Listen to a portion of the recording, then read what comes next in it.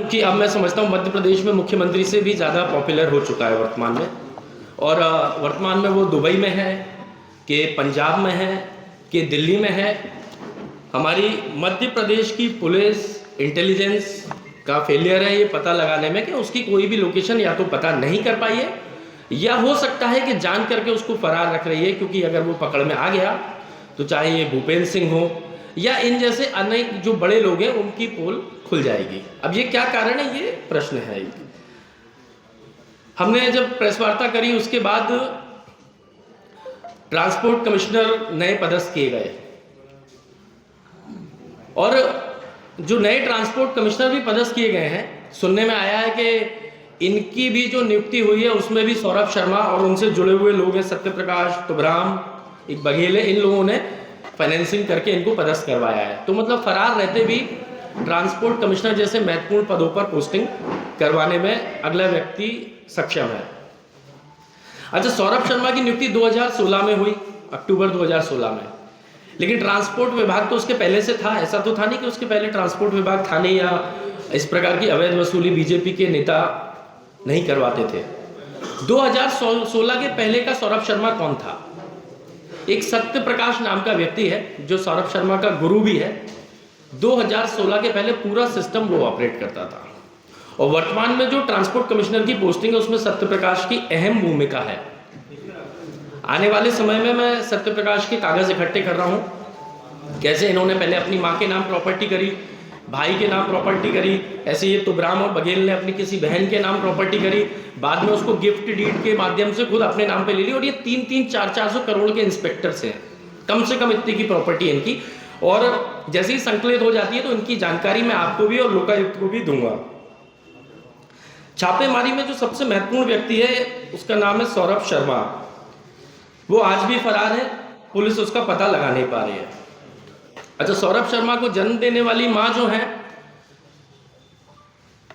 एक मां है जिन्होंने उनको जन्म दिया और एक भ्रष्टाचारी सौरभ शर्मा, एक है पुत्र सौरभ शर्मा, उनको उनकी मां ने जन्म दिया। एक भ्रष्टाचारी जो सौरभ शर्मा, इनको जन्म दिया है भूपेंद्र सिंह ने, जो पूर्व परिवहन मंत्री हैं। कैसे जन्म दिया ये भी अभी मैं आपको साक्ष्यों के साथ बताऊंगा।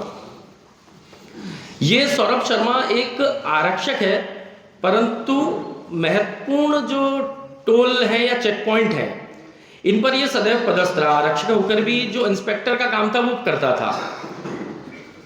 समरसा, करहल, नहर, चिरुला, ये बड़े यहाँ के सबसे बड़े चेक पॉइंट्स हैं। इन सब पर ये इकट्ठा भी कई बार पदस्थ रहा है एक आरक्षक होकर के। ये कृपा माननीय भूपेंद्र सिंह जी की थी। और आप आइए आगे बढ़ते हैं। खुद भूपेंद्र सिंह जी की विधानसभा है खुरई। खुरई में मालथौन नाम का एक चेक पोस्ट है जो आप सब लोग जानते हैं।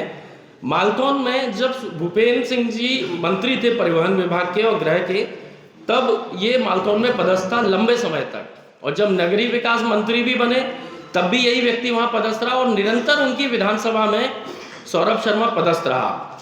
क्या यह संभव है कि भूपेंद्र सिंह जी जो शिवराज सिंह जी की नाक के बाल थे, उनकी इच्छा के बगैर उनकी विधानसभा में सौरभ शर्मा इतने लंबे अरसे से काम करता रहा? बिल्कुल संभव नहीं। एक सामान्य जिसको ज्ञान होगा वो भी ये बता सकता है, खुरई का आदमी, क्योंकि उनकी तूती बोलती थी। कोई सेंगर है उनके स्टाफ में, उसकी कॉल डिटेल की जांच होगी तो सौरभ शर्मा का जो लेन देन होता था वो सेंगर के माध्यम से होता था। बाकायदा कलेक्शन करता था और पूरा लेन देन होकर जाता था। अच्छा, भूपेंद्र सिंह जी के ऊपर कोई भी बोलता है, कोई मीडिया वाला या कोई भी कांग्रेस का व्यक्ति बोलता है तो तुरंत वो एक डिफेमेशन का नोटिस सर्व कर देते हैं, तुरंत दे देते हैं।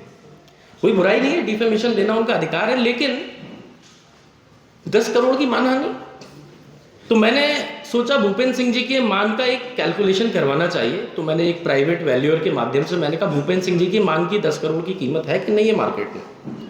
तो प्राइवेट वैल्यूएशन हुआ और मुझे बताया गया भैया पूर्व मंत्री जी के जिस प्रकार से उनके कुकर्म है, अधिकतम से अधिकतम उनके मान की वैल्यू होगी तो वो 10,000 रुपये हो सकती है।